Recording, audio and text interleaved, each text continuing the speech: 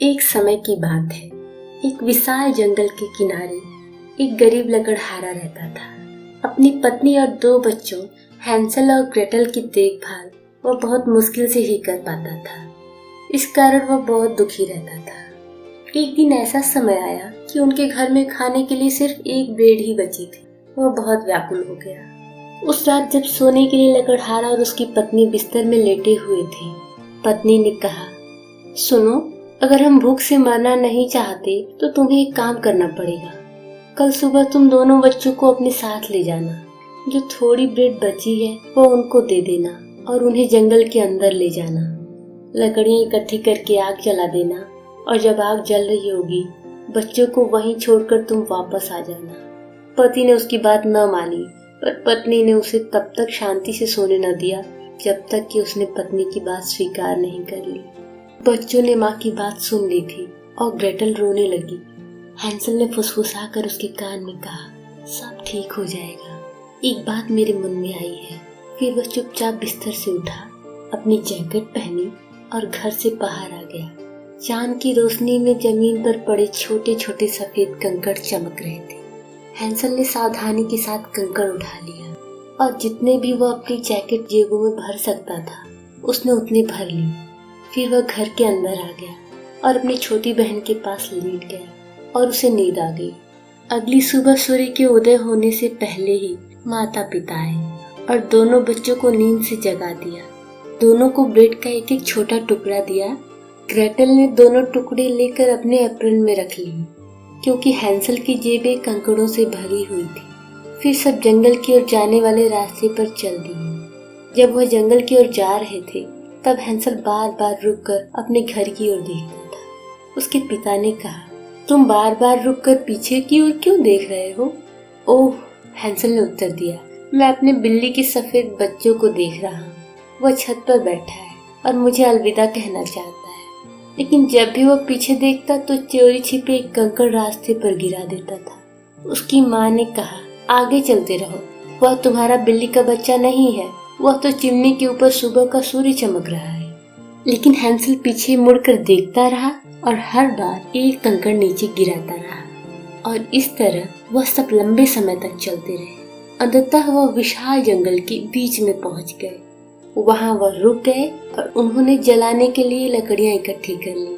उनके पिता ने आग जला दी और जब आग खूब जोर से जल रही थी उनकी माँ ने कहा, बच्चों, कुछ देर यहाँ आराम कर लो। तुम्हारे पिता और मैं लकड़ियां काटने जा रहे हैं। यहाँ आग के पास बैठकर हमारे लौटने की प्रतीक्षा करो। बच्चे आग के पास बैठ गए और उन्होंने अपनी रोटी खाई। जब बहुत अंधेरा हो गया तो ग्रेटल रोने लगी, लेकिन हैंसल ने उससे कहा, थोड़ी देर और प्रतीक्षा करो, तब तक चांद निकल आएगा। जब चांद निकला उसके प्रकाश में सफेद कंकड़ चमकने लगे और उन्हें घर का रास्ता दिखने लगा। हैंसल ने ग्रेटल का हाथ पकड़ लिया और वह दोनों सारी रात चलते रहे। सुबह होते ही वह घर पहुंच गए। उनको देखकर पिता बहुत प्रसन्न हुआ क्योंकि जो कुछ उसने किया था उससे वह मन ही मन बहुत दुखी था। लेकिन उनकी माँ को बहुत गुस्सा आया। कुछ समय बाद उनके पास खाने के लिए फिर कुछ न था और फिर एक बार बिस्तर में जाने के बाद उन्होंने माँ को पिता से यह कहते हुए सुना कि बच्चों को दोबारा जंगल के अंदर जितनी दूर पहले गए थे उससे भी दूर ले जाना होगा। ग्रेटल फिर से रोने लगी। हैंसल फिर से उठकर कंकड़ इकट्ठे करने के लिए घर से बाहर जाने लगा, लेकिन जब उसने घर का दरवाजा खोला तो देखा कि माँ ने उस पर ताला लगा दिया था। हैंसल भी निराश हो गया और वह अपनी बहन को दिलासा नहीं दे पाया। अगले दिन सूर्य निकलने से पहले ही वे सब उठ गए। दोनों बच्चों को ब्रेड का एक एक छोटा टुकड़ा माँ ने दिया। जब वो जंगल की ओर जा रहे थे तब हैंसल कई बार रुका और मुड़कर उसने अपने घर को देखा। उसके पिता ने पूछा, मेरे बच्चे, तुम बार बार रुककर पीछे अपने घर की ओर क्यों देख रहे हो? ओह, हैंसल ने कहा, मैं अपने नन्हे कबूतर को देख रहा हूँ जो घर की छत पर बैठा है और मुझे अलविदा कहना चाहता है। लेकिन चोरी छिपे उसने रोटी के टुकड़े कर लिए थे और अब जब भी वह मुड़ता वह रास्ते में रोटी के टुकड़े गिरा देता था।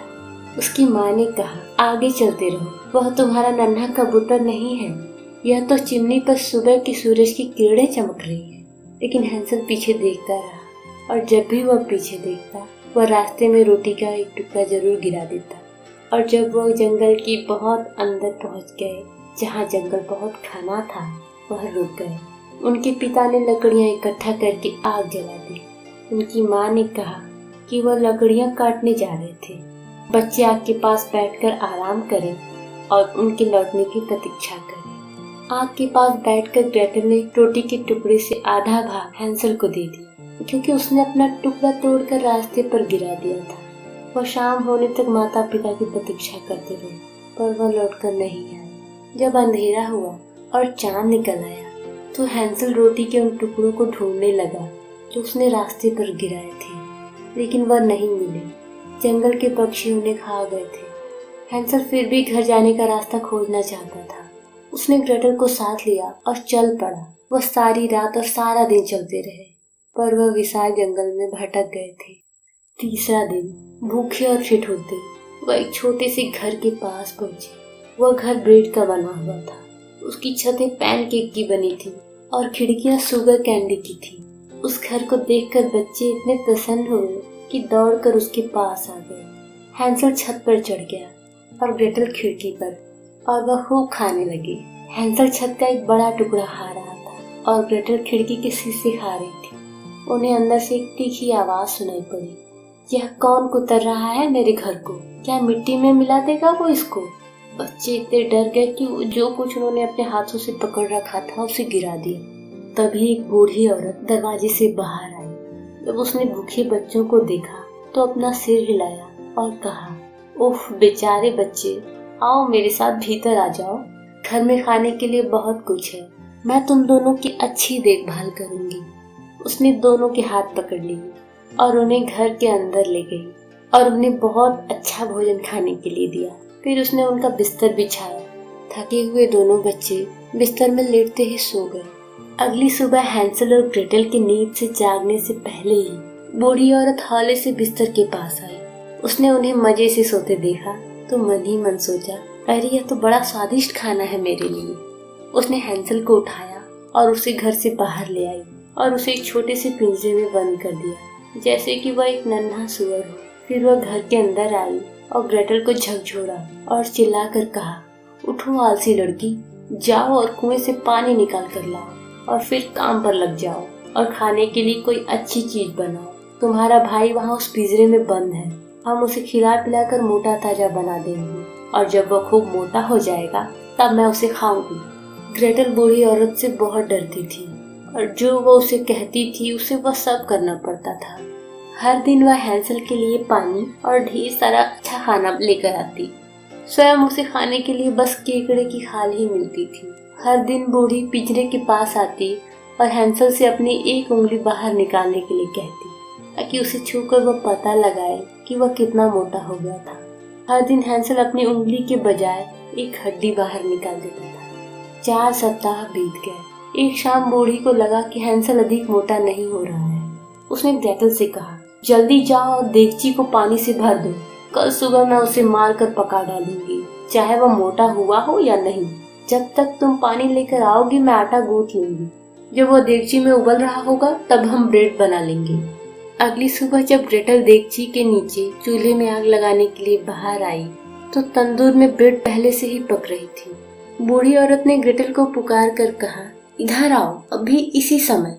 ऐसा लगता है कि ब्रेड जल्दी ही तैयार हो जाएगी।